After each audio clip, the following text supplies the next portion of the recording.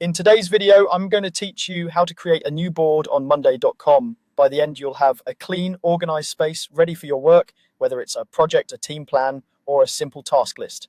First, head to Monday.com and sign into your account. Once you're in, make sure you're in the correct workspace if your company uses more than one.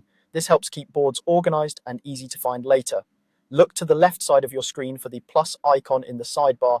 This is your quick add menu. Click it, and from the options that appear, choose board. This tells Monday.com you want to create a new board rather than something like a doc or a workspace. Next, you'll see options to create a new board from scratch or start with a template. Templates can save time if you want a pre-built structure for common workflows like project tracking or sales pipelines. If you already know what you want and prefer a blank slate, click New Board. For this walkthrough, we'll go with a new board so you can see the basics. Give your board a clear descriptive name.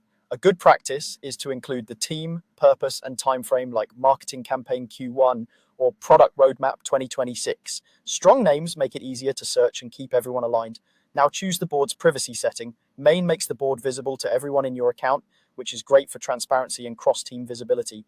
Private limits the board to specific people you invite, perfect for sensitive work or early planning. Shareable allows collaboration with people outside your organization, such as clients or contractors, without giving them access to everything.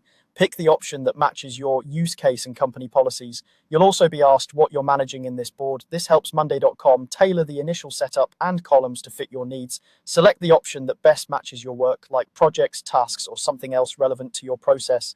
Don't worry, this choice isn't locked in. You can always adjust the structure later. When everything looks good, click Create Board. You'll be taken straight into your new board. From here, you can start adding groups, items, and columns to reflect your workflow.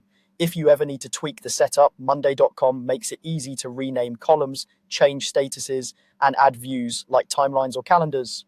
That's it. You've created a new board on Monday.com. Follow these steps each time you want a fresh space for a project or process, and you'll stay organized from day one.